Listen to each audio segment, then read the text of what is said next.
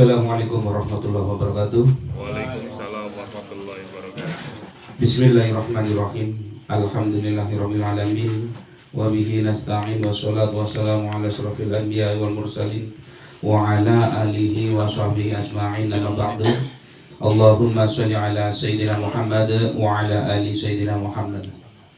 Alhamdulillah, puji syukur senantiasa kita panjatkan kehadirat Allah Subhanahu wa taala yang telah melimpahkan kepada kita semua nikmat karunia-Nya, terutama nikmat agung untuk kita semua adalah nikmat iman dan nikmat Islam, yang tentu semua kita senantiasa berharap semoga Allah Subhanahu wa taala menjadikan kita husnul khotimah, tetap membawa iman dan Islam kita. Amin Allahumma amin. Salawat dan salam senantiasa tercurah bagi junjungan kita Nabi Agung Muhammad Sallallahu Alaihi Wasallam, yang semoga kelak kita termasuk golongan umatnya mendapatkan syafaatnya. Amin. Alhamdulillah, pada malam hari ini kita mengambil tema pembahasan kita pada malam hari ini, yaitu cara membahagiakan Rasulullah Sallallahu Alaihi Wasallam. Adalah merupakan anugerah yang paling agung bagi alam semesta ini, adalah dengan dihadirkannya, diturunkannya Rasulullah Sallallahu Alaihi Wasallam. Rasul ini adalah merupakan rahmat bagi alam semesta. Artinya menunjukkan bahwa alam semesta ini diciptakan ya karena adanya Rasulullah Sallallahu Alaihi Wasallam. Segala sesuatu yang ada di dunia ini semuanya tercipta karena Rasulullah Sallallahu Alaihi Wasallam. Karena Rasulullah adalah merupakan rahmat bagi sekalian alam.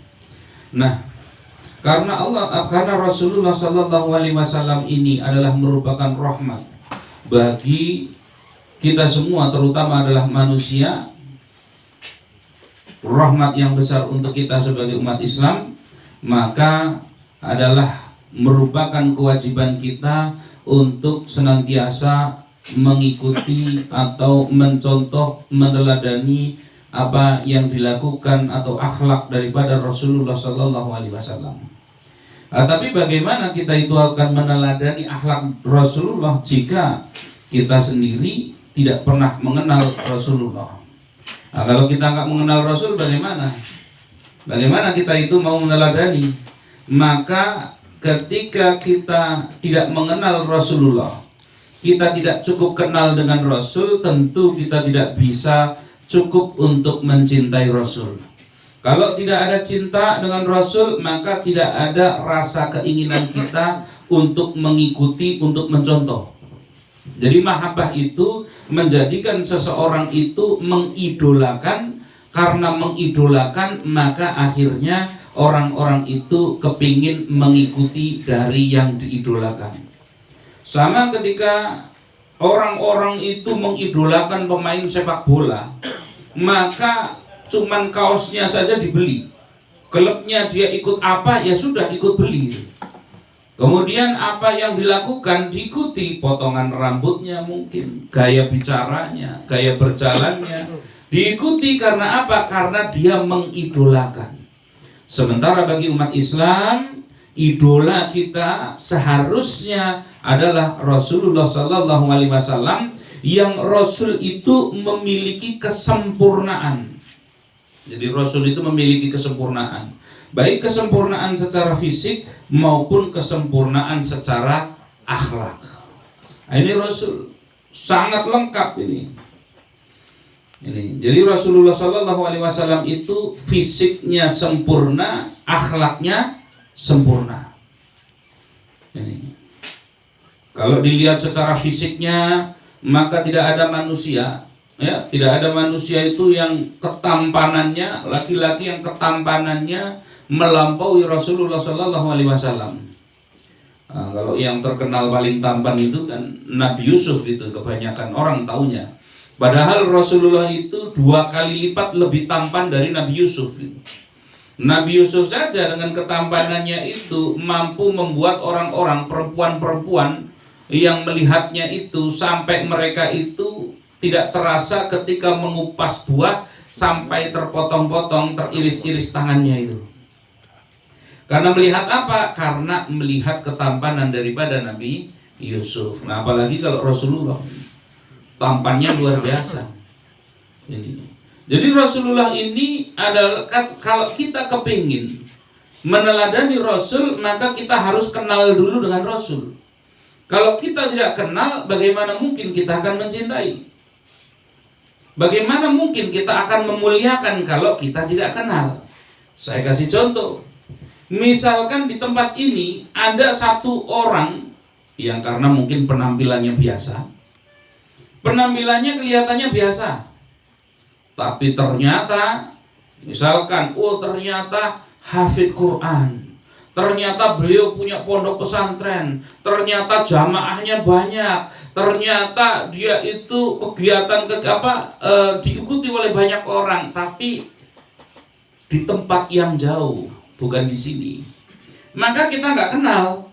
Karena kita nggak kenal, beliau datang di sini ibaratnya duduk bareng dengan kita, maka kita pun akan biasa-biasa saja. Betul apa tidak? Betul. Kita akan biasa-biasa saja memperlakukannya itu. Apalagi kalau di pengajian umum, datang orang seperti itu nggak dikenal oleh jamaahnya, nggak dikenal oleh panitianya, duduk dia itu di bawah, ya sudah. Tapi seandainya orang itu tahu bahwa ternyata ini orang yang mulia, ini orang yang hebat, ulama besar, maka pasti orang akan memuliakannya.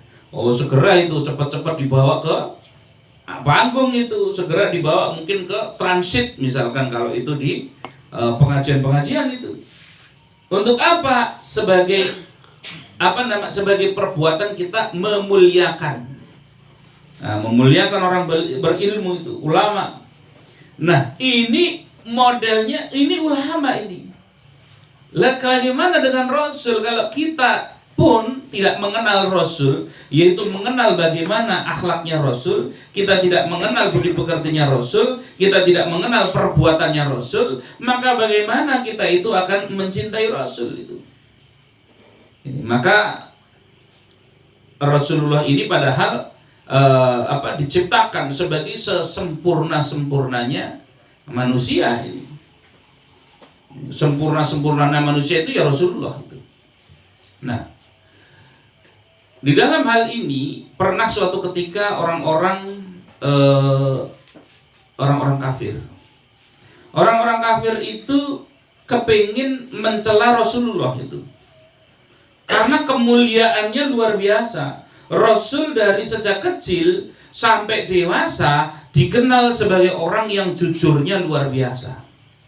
Terkenal jujur. Maka setiap kata-kata yang disampaikan banyak dipercaya oleh umat, banyak diyakini oleh umat. Pengaruhnya semakin lama semakin besar. Sudahlah jujur, orangnya baik, lemah lembut, dan seterusnya. Akhlaknya bagus. Maka semakin banyak orang itu yang mengikuti. Nah, orang-orang kafir Quraisy ini gak terima, kepingin menjadikan Rasul, ini Rasulullah ini harus dijatuhkan ini, supaya orang-orang tidak mau mengikuti lagi. Maka akhirnya di zaman itu orang terkenal itu karena dua hal. Di zaman kafir, di zaman jahiliyah itu orang terkenal itu karena dua hal itu. Yang pertama, dia ahli duel berkelahi, itu bisa terkenal. Yang kedua itu ahli syair. Nah ini. Jadi yang pertama ahli berkelahi, yang kedua ahli syair. Umar bin Khattab ini ahli dua-duanya itu. Nah, jadi kalau bersyair ya hebatnya luar biasa, kalau berkelahi nggak pernah kalah. Nah, ini namanya Umar bin Khattab ini. Nah, orang-orang kafir Quraisy pada waktu itu kepingin menjatuhkan Rasul. Ingin menjatuhkan Rasul, maka dengan cara bagaimana? Ini harus dipanggil orang yang ahli membuat syair nomor 1. Nah, namanya Hasan bin Sabit. Hasan bin Sabit ini adalah ahli syair nomor 1 pada waktu itu. Di zamannya. Dia orang kafir itu. Orang kafir tapi profesional. Jadi dia setiap kali menciptakan syair itu tidak asal-asalan, bukan modal menghayal tok itu. Nah, maka dipanggillah Hasan bin Sabit ini, dikumpulkan oleh orang-orang kafir Quraisy. Begitu sudah berkumpul dengan orang-orang kafir Quraisy, dikatakan, kamu buatkan untuk kami satu syair yang dia itu isinya mencaci maki Nabi Muhammad. Nah, ini bayarannya ini. Nah, dibayar dengan dinar itu. Dibayar dengan dinar, sebagian ini sudah dibayar dulu. Kemudian apa kata Hasan bin Sabit? Baik, saya akan membuatkan syair untuk mencela kekurangan-kekurangan dari orang yang namanya Muhammad. Tapi saya tidak mau asal bikin syair. Saya akan mengamati orang itu, baru kemudian setelah saya ketemukan kelemahannya, akan saya buatkan syair untuk orang itu. Maka kemudian Hasan bin Sabit ini bersembunyi di mana tempat Rasulullah itu lewat. Nah, itu diperhatikan itu. Nah, kemudian Rasulullah lewat diperhatikan, Rasulullah ketemu orang diperhatikan, Rasulullah kemudian berinteraksi dengan orang diperhatikan, semua gerak-geriknya dilihat, semua fisiknya dilihat, semuanya diperhatikan sampai waktu yang lama. Baru setelah itu kemudian Hasan bin Sabit menemui orang-orang kafir. Ditemui apa yang dikatakan, ini uang dari kamu, emas dari kamu ini saya kembalikan. Loh, kenapa kok dikembalikan? Kata Hasan bin Sabit, bagaimana saya mau membuatkan syair, yang syair itu untuk menjelekkan orang yang namanya Muhammad. Saya lihat fisiknya sempurna, semuanya saya lihat sempurna. Dari tinggi badannya sempurna, wajahnya sempurna, matanya sempurna, hidungnya sempurna, semua sempurna itu, nggak ada yang kekurangannya. Lalu saya lihat tindak tanduknya, saya lihat akhlaknya, jangan-jangan dia punya kebiasaan buruk. Saya ikuti, dan ternyata akhlaknya sempurna, semuanya sempurna, tidak saya temukan kekurangan walaupun hanya sedikit saja. Ini, maka saya tidak bisa bikin syair untuk orang seperti ini. Nah, ini maka bayaran ini saya kembalikan. Maka karena Hasan bin Sabit ini akhirnya terkesima dengan kesempurnaannya Rasulullah SAW, akhirnya beliau malah menjadi penyairnya Rasulullah. Ini